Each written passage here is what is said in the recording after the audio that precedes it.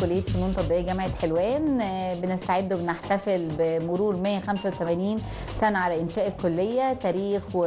تاريخ كبير وماضي جميل ومستقبل إن شاء الله بإذن الله باهر وواعد لكل خريجين الكلية وكل الطلبة اللي معانا. الحمد لله احنا بالاحتفالية السنة دي إن شاء الله هتكون في نهاية شهر نوفمبر. بنستعد فيها لاستقبال مجموعة من الوزراء، مجموعة من أعضاء هيئة التدريس المميزين بكلية فنون تطبيقية. طبعا إدارة الجامعة إن شاء الله هتبقى معانا، مجموعة من الخريجين المميزين اللي ليهم بصمة كبيرة في السوق في الصناعة أو في مجالات تخصصات الكلية. إن شاء الله هتبقى احتفالية كبيرة بنسعد بيها وبنأرخ فيها تاريخ كبير ابتدى من 1839 لغاية دلوقتي الحمد لله. يعني فترة كبيرة، مدى زمني كبير الحمد لله بنحتفل بيه بتخريج مئات وآلاف من الخريجين اللي أثبتوا وسابوا بصمة كبيرة في السوق وكانوا أصبحوا كيانات كبيرة، سواء كان في الصناعة، سواء كان في الإنتاج، سواء كان في التصميم.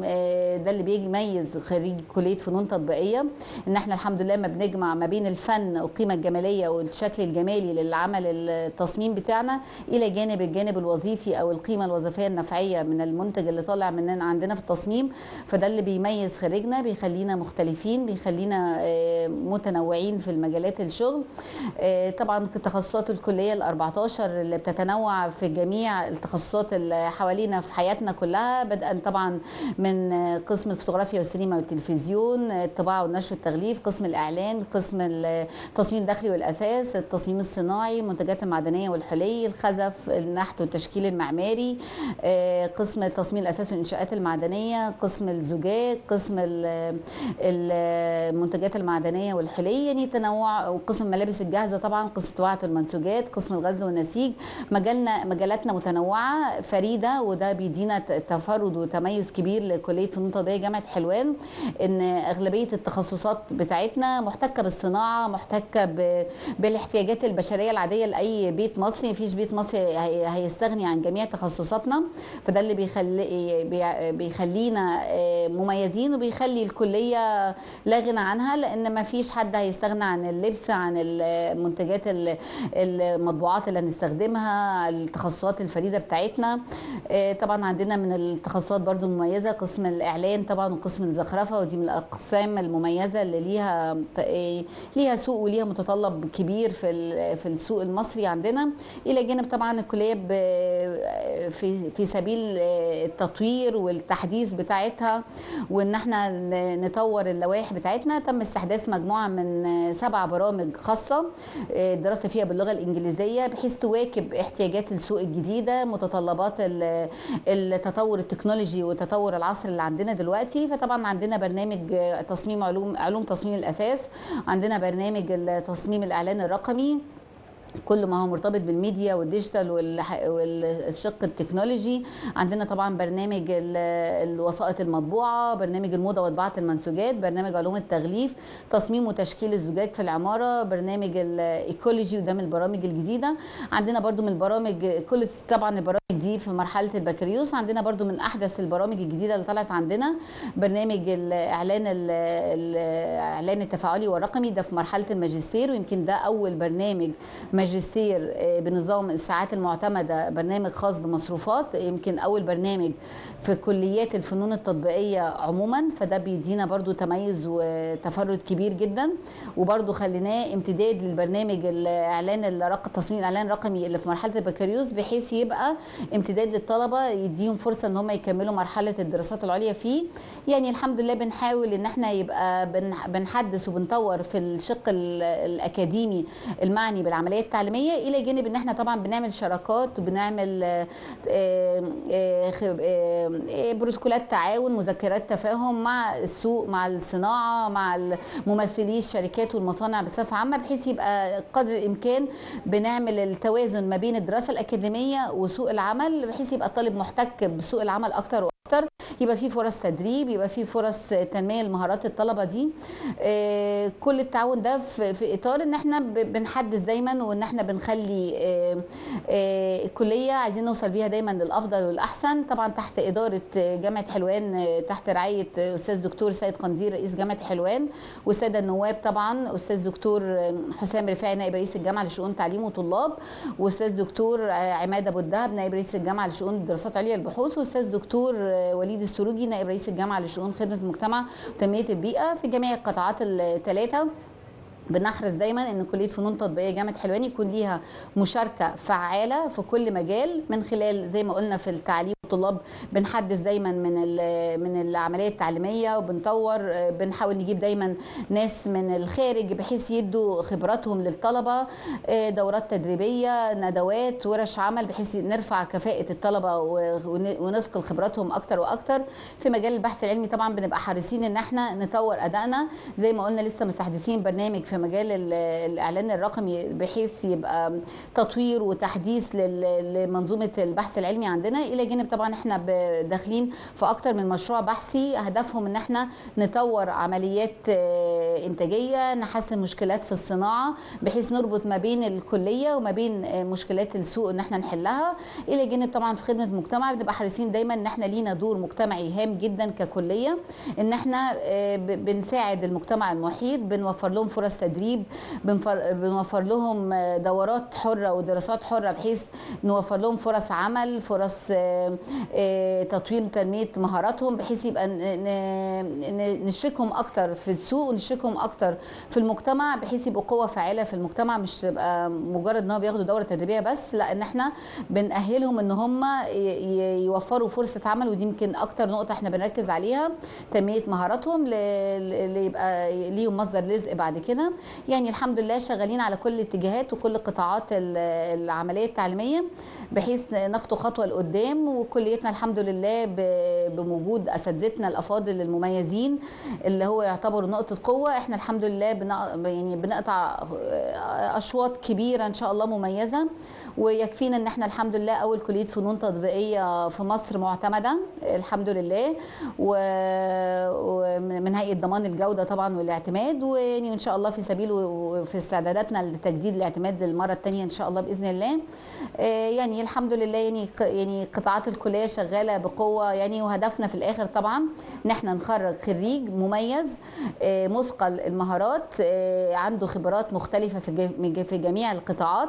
في قطاع طبعا ان احنا رعايه الشباب بنأكد عليهم ان الطلبه طبعا تكون متميزه، تشارك في جميع الانشطه التعليميه الثقافيه الرياضيه الفنيه، بحيث دايما بنقول احنا بنشكل كيان طالب وبنبني شخصيه، احنا مش مجرد بنلقن او بندي معلومات وخلاص، ده مش هدفنا الاساسي. هدفنا ان احنا بنبني كيان شخصيه مكتمله الاركان فنيا وثقافيا ورياضيا وعلميا طبعا ومهاريا، هو ده هدفنا النهائي لكليه فنون تطبيقيه جامعه حلوان.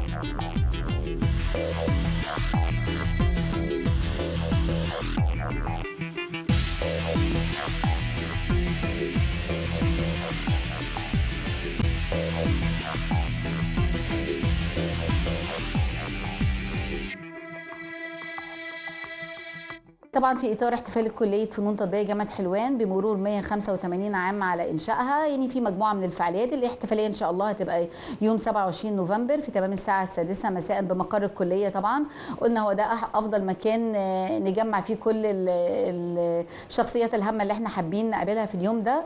في مجموعه من الانشطه المميزه اللي هنعملها ان شاء الله على مدار اليوم. طبعا زي ما قلت احنا كليه عريقه قديمه فيها رواد الفن التطبيقي على مستوى مصر كلهم، فالحمد لله قدرنا نجمع مجموعه مميزه مختاره بعنايه جدا من اعمال الساده اعضاء هيئه التدريس القدام بقى اللي هم بقى توفاهم الله وكانوا بصمه كبيره جدا في مجال الفنون التطبيقيه. جمعنا مجموعه كبيره قوي من الاعمال، هيبقى في معرض فني مصاحب للاحتفاليه، في مجموعه كبيره من الاعمال النادره اللي يمكن ما اتعرضتش قبل كده، وهي دي نقطه القوه اللي احنا هنعملها في الاحتفاليه، ان احنا بنعرض اعمال جديد يعني اعمال القدام قدام الاساتذه الكبار بتوعنا، واعمال جديده يمكن ما عرضتش قبل كده. قدرنا نجمع مجموعه كبيره، والحمد لله يبقى معرض مصاحب للاحتفاليه. عاملين كمان ان شاء الله باذن الله معرض تاني بيوثق وبيؤرخ تاريخ الكليه، في كل ما صدر عن الكليه، في اخبار صحفيه، في مجلات قديمه، في مطبوعات صدرت تم ذكر فيها اسم الكليه، عملات معدنيه الخاصه اللي طلعت من الكليه على مدار العصور اللي فاتت، طوابع البريد اللي اتعملت طبعا، وكان في طابع بريد اتعمل في الفتره اللي فاتت عن الكليه سنه اثناء الاحتفال ب 175 سنه على انشاء الكليه. يعني كل ما هو تم عمله بيؤرخ او بيوثق تاريخ الكليه ان شاء الله هيتم عرضه في المعرض التاريخي ده، معرض وثائقي. هيبقى برضو بالتعاون طبعا مع مؤسسه الاهرام الصحفيه، تم اصدار كتاب مميز جدا، ويمكن ده ما حدش لسه شافه خالص، كتاب كبير لكل الاخبار الصحفيه اللي تم ذكرها من ساعه ما انشاء الجريده لغايه دلوقتي على مدار تاريخ الكليه، جميع الاخبار الصحفيه اللي نزلت عن الكليه وتم توثيقها في كتاب كبير، فبرضه ده ان شاء الله هيبقى معانا. طبعا هيتم عرض فيلم وثائقي عن الكليه بيوضح تاريخ الكليه ونشاتها واقسامها المختلفه العلميه. هيبقى فيه برضه ان شاء الله في ضمن الاحتفاليه طبعا هيبقى توجيه الدعوه لمجموعه من ممثلي وخريجي الكليه المميزين الكبار اللي ليهم بصمه كبيره واصحاب شركات ومصانع كبيره في السوق، وهي تعتبر علامات بارزه في مجال الصناعه في تخصصات الكليه المختلفه، هيكونوا حاضرين معانا ان شاء الله. هو بيمثل القطاع الصناعي وفي نفس الوقت هو خريج الكليه، فيحكي لنا تجربته وكانها نماذج نجاح كده يحكيها للحضور اللي موجودين معانا اللي بيمثلوا المجالات المختلفه، ان هو يحكي لهم بقى تجربته وازاي الكليه كان ليها دور كبير في ان هو تاسسه ككيان مميز ويبقى صاحب شركه ومصنع كبير ومؤسسه كبيره بتمثل الخريج بتاعنا. يعني في مجموعه من الانشطه الكبيره طبعا، هيبقى زي ما قلت في استقبال كبير ان شاء الله للوزراء، عمداء الكليات، يعني في مجموعه من الانشطه ومجموعه من الايفنتات اللي هتتعمل على مدار اليوم ان شاء الله باذن الله. هيبقى في مجموعه من الهدايا التذكاريه اللي بتخص الكليه، دبوس الكليه، مجات، بعض الهدايا التذكاريه، كوستر، حاجات بتبقى بتحمل هويه الكليه بحيث تبقى ذكرى للحضور كده يفكروهم بالكليه. يعني ان شاء الله في مجموعه من الانشطه الجميله ان شاء الله باذن الله كده الناس هتتبسط معانا ان شاء الله باذن الله.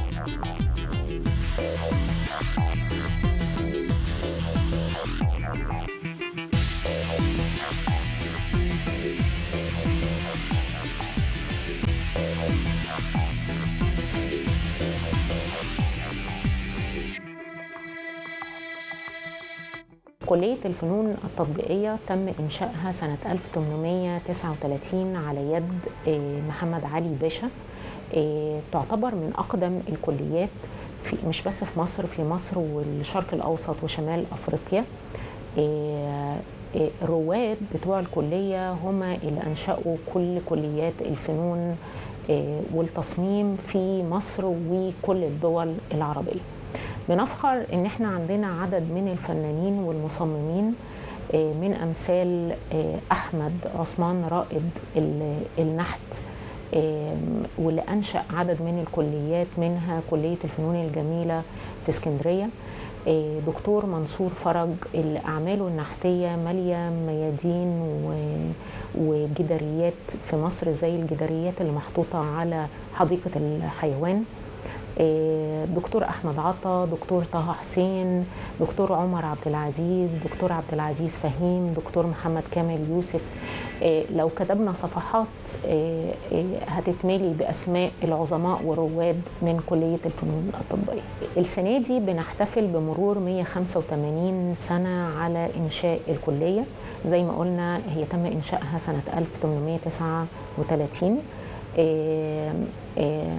وطبعا بنسلط الضوء على المجالات المختلفة اللي بتضمها كلية الفنون التطبيقية. احنا عندنا 14 قسم شاملين كل مجالات الصناعة في مصر، بداية من الصورة زي التصوير، الفوتوغرافيا والسينما والتلفزيون، قسم الإعلان وقسم الطباعة والنشر والتغليف، التصميم الداخلي والأساس، قسم تصميم الأساس والإنشاءات المعدنية، قسم المنتجات المعدنية والحلي، قسم الزجاج والخزف والنحت والزخرفة، المجال أو القطاع بتاع المنسوجات بقسم النسيج والغزل والنسيج، وقسم طباعة المنسوجات والصباغة، وقسم الملابس الجاهزة، بالإضافة لمجموعة من البرامج الخاصة زي علوم الأساس والإيكولوجي أو التصميم البيئي، قسم الإعلان الرقمي أو برنامج الإعلان الرقمي، الوسائط الرقمية وعلوم التغليف، والزجاج والتشكيل المعماري. في الاحتفالية إن شاء الله هنعرض تاريخ الكلية اللي تم أو ممتد ل 185 سنة. في عندنا معرض كامل للتاريخ ده بيرصده الجرايد المصرية وكل الأخبار اللي تم نشرها عن الكلية، بعض المخطوطات القديمة من الشهادات التخرج،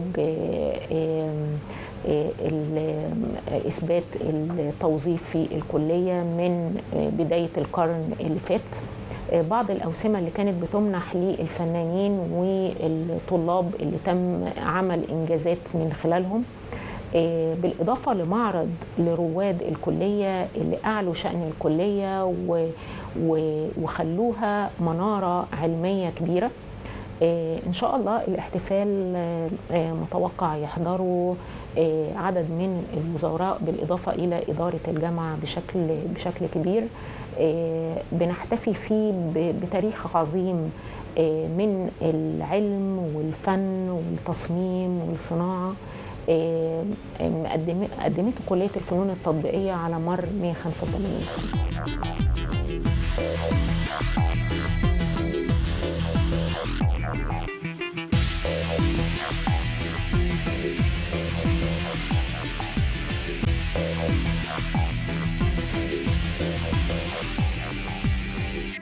كلية الفنون التطبيقية جامعة حلوان طبعا كلية رائدة، هي أول كلية فنون تطبيقية في الوطن العربي وفي جمهورية مصر العربية، عمرها 185 سنة. طبعا احنا بنقول هي كلية عريقة، كلية عظيمة، يعني في دول ما عندهاش العمر الطويل ده، فبالتالي احنا بنعتبر الكليه ليها الرياده في مجال الفنون التطبيقيه على مستوى الوطن العربي وعلى مستوى جمهوريه مصر العربيه. الكليه طبعا كليه معتمده من الهيئه القوميه لضمان جوده التعليم والاعتماد في 2019، وكانت اول كليه فنون تطبيقيه تعتمد في جمهوريه مصر العربيه برضو من الهيئه القوميه لضمان جوده التعليم والاعتماد. والكليه كمان فيها 14 قسم و7 برامج خاصة بمصروفات، إلى جانب طبعا إن فيها دراسات عليا، فيها برامج دلوقتي بالشراكة مع جامعات أجنبية، وده يمكن حاجة جديدة السنة دي. الكلية وهي بتحتفل ب 185 سنة مش بس بنقول إن إحنا كلية عريقة، إحنا بنقول إن إحنا كلية عندنا دايما تطوير مستمر. التطوير المستمر جاي من فكرة ان الكلية قائمة على مشاريع تطوير حوالي من 10 سنوات. دخلت مشاريع تطوير بنية تحتية، تطوير بيئة تعليمية، تطوير من اجل التحول الرقمي. كل الفكر التطوير بتاع الكلية قائم على استدامة التطوير لصالح الطالب ولصالح العملية التعليمية ولصالح البحث العلمي، وطبعا ده كله بيصب في خدمة المجتمع. فكل التطوير اللي بيحصل في الكلية واللي احنا بنستهدفه في الفترة الحالية هدفه الحفاظ على بيئة تعليمية مستدامة، بيئة تعليمية قادرة على انها تخرج خريج موائم ومواكب لسوق العمل بكل تحدياته وكل تغيراته. الكلية كمان واخدة على عاتقها الاتجاه ناحية ريادة الأعمال والابتكار وإنشاء الشركات الناشئة والمشروعات الصغيرة ودعم الصناعات الإبداعية، من خلال إن في طبعا في الجامعة نادي ريادة أعمال. الكلية بتعتبر هي نواة النادي ده، وهي اللي بدأت بفكر ريادة الأعمال في الجامعة. فبالتالي احنا ككلية بنستهدف دايما الريادة في كل ما هو متطلب لصالح سوق العمل، لصالح الخريج، لصالح الدولة، وطبعا كل ده في الآخر بينعكس على الاقتصاد القومي.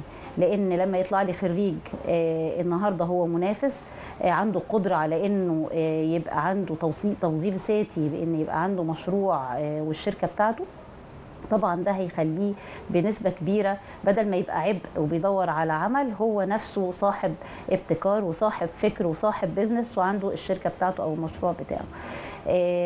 يعني فنون تطبيقية وهي بتحتفل ب 185 سنة بتقول أنا كلية عريقة، كلية يعني ليا تاريخ، لكن أنا كلية قابلة للتطوير المستمر، قابلة للتواجد دايما على ساحة سوق العمل محليا وإقليميا ودوليا. الكلية النهاردة وهي بتحتفل ب 185 سنة هي برضو بتستعد لتجديد اعتمادها مرة تانية من الهيئة القومية لضمان جودة التعليم والاعتماد.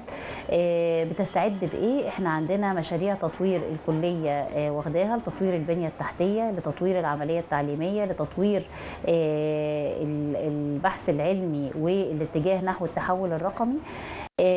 والحقيقة من أهم العائد اللي جه من المشروعات دي إن بقى عندي بيئة تعليمية منافسة بشكل كبير، عندي معامل وورش قادرة على إنها تتواكب مع متطلبات سوق العمل ومتطلبات كل ما هو حديث في مجال البحث العلمي والتكنولوجيا، إلى جانب أن كمان أعضاء التدريس في الكلية داخلين في مشروعات بحثية، وسواء كان لطلاب الدراسات العليا أو لأعضاء هيئة التدريس أو حتى لطلاب مرحلة البكالوريوس.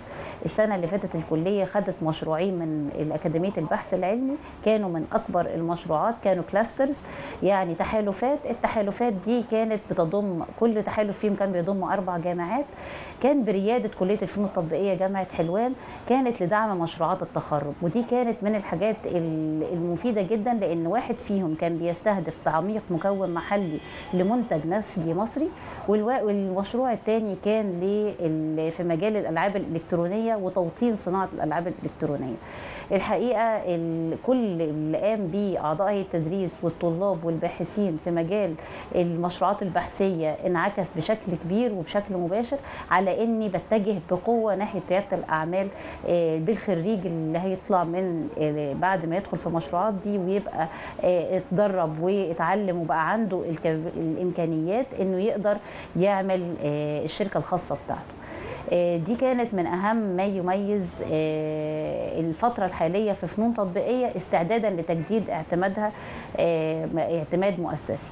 وبرضو على الجانب الثاني الكلية بتستعد لتقديم عدد من البرامج الأكاديمية لاعتماد البرامجي، لأن احنا في العام الحالي هو عام يعني يحمل شعار جودة التعليم من أجل سوق العمل، فبالتالي احنا واخدين التراك ده في الكلية، وخصوصا بالمواكبة مع الاحتفال ب 185 سنة.